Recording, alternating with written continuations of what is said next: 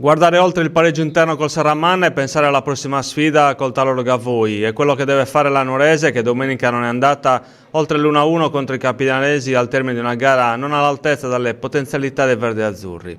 Ma non è il caso di recriminare più di tanto, perché il vantaggio su Fertile e Portocorallo è rimasto invariato e c'è una gara in meno da disputare da qui alla fine. La sfida col Serramanna è stata la peggiore vista al Froghieri quest'anno, condizionata dal vento e dal terreno allentato. La Nuorese ha provato subito a farla sua con Sias al 6° minuto, che ha tentato di servire Emanuele Alessandri, che però è stato anticipato in angolo. Poi per 20 minuti solo fraseggi a centrocampo senza che i portieri venissero chiamati in causa. Le due squadre si sono scosse dal torpore e il Serramanna al 25° ci ha provato da fuori con Melis, che ha lambito il palo, mentre la Nuorese ha risposto un minuto dopo con Bonu, che con un tiro cross ha impensierito Concas.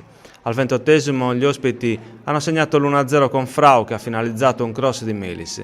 Per vedere una reazione della Nuorese bisogna attendere il 40°. Ci prova Frongia su punizione, ma Concas para in 2 tempi. 3 minuti dopo, sempre il difensore ci prova da calcio piazzato, ma la palla sfiora il palo. Il primo tempo si è chiuso con una grande occasione sprecata da Usai, che a 2 passi ha mandato di testa il pallone tra le braccia del portiere. Nella ripresa la Nuorese, nonostante l'impegno, non riesce a sfondare. Bisogna attendere la mezz'ora per vedere la prima vera occasione dei verdi-azzurri, che con Emanuele Alessandri trovano il meritato 1-1.